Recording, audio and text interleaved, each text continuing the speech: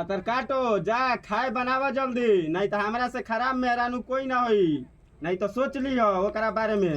अरे रानी तू हमरा से बड़ हनी रे। अरे रानी तोरा से बड़ ना हनी त का छोट हनी रे। तू हमरा से बड़ हनी, तू ही हमरा से पहले उतरल बड़ी रे। तब तोरा से पहले नहीं क्यों उतर रे भतर काटी। आ रंडी भाई साफ घोर के पी गइल बिया, गावे गावे घूमत रही रे छिनरी, तोरे बारे में छुपल बाटे रे। जाके सिवान में माजा मारत रही तो ना कहत रही जाके पहले अपन भतार के खाना बनाओ, हमरा से ना बनी। काहे ना बनी, तू ना बनेबी तो हमू ना बनाई। देखते ही भाई हम छोड़ देतनी नती के बेटा जाने का हमरा टेंशन नहीं है, दू गो मेहरानू रखले बड़ा उहे जनी हम। तोरा टेंशन नहीं है हमरा का टेंशन बा।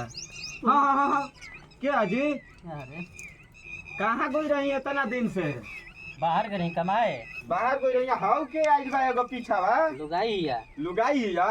अजी पहले है जाई कहाँ गई रही रहुआ? पहले जा बैठी बैठी तो कहाँ गई जा रही? बैठी पहले बेग उतारी कहाँ गई रही? कहाँ गई रही बताई। मुंबई गई रही।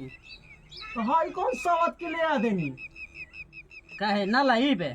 अरे सवतिया तू है ना पहले ओकरा के दाव ला भाई है ना जा बैठ तू जा पहले बैठ। अच्छा ई बताई हाई दूगो कम पड़त रही सा कि हे छिनरी के ले आके नी?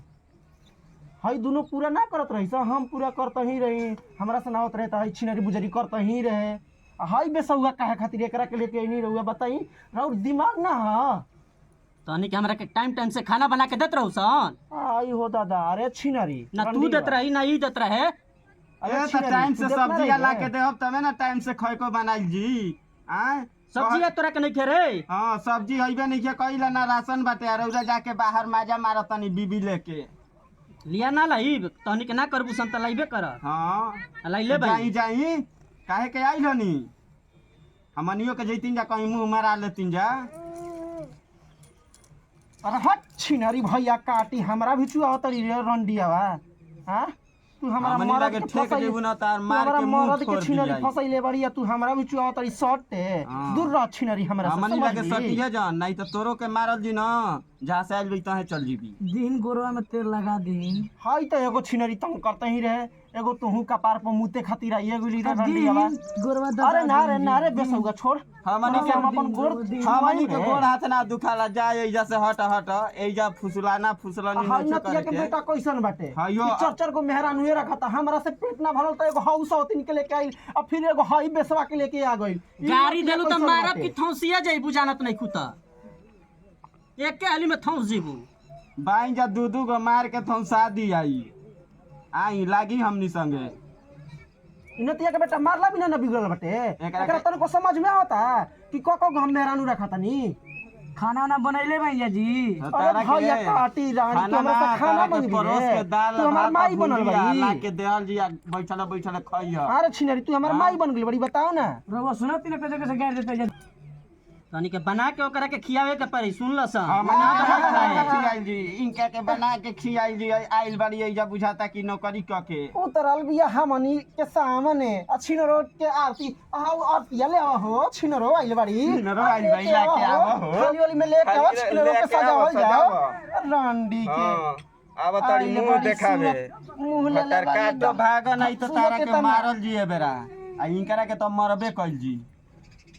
देखा कैसन कैसन मुंह ले बड़ी एकदम लगता कि स्वर्ग के परी आगे बड़ी ते हम तनी कर ताड़ी छिनरो हमनी कैसन रहबही ना करही जा जवानी में छिनरो रही जा जाते हो नती के बेटा हम जाते पलर के सूते उहे छिनरी खाना बनाई।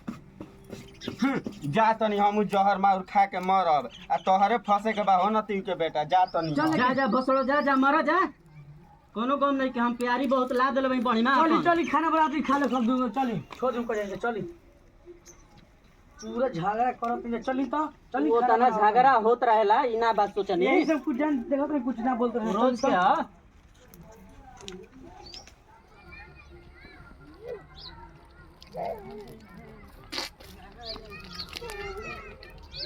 कहो बिल्ले भैया हालचाल ठीक बा ना? प्रणाम करती। खुश रह ठीक बा हो बाबू। काहे हम देखा तनी कि रोज घरवा से तार गुजरी न तो तार दोनों औरतिया बहुत झगड़ा कर ली सब चाहे ची काहे ऐसा दिक्कत का बा?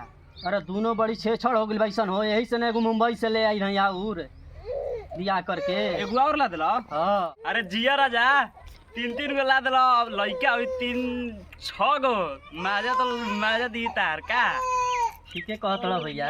हाँ तो का विचार बा का चलो तारा के खर्चा कराई, बियाह कइले बनी त खर्चा करबे ना करो। उहे तो मांगे आइल हनी कि बाहर से आइल बड़ा आ सुनल हनी तो यही से आइल हनी खर्चा उर्चा करावे कथी। चलो ए बार पार्टी उटी मनाओ पूरा खतरनाक, हमार बड़ा पार्टी होवे के चाहिए और कुछ ना। ये ठीक तो बा कह ठीक दे। बा बबुआ, सब होई। तो चलो ठीक बा चलो। कब से अभी ये चले का हाँ चले के बाजार। चलो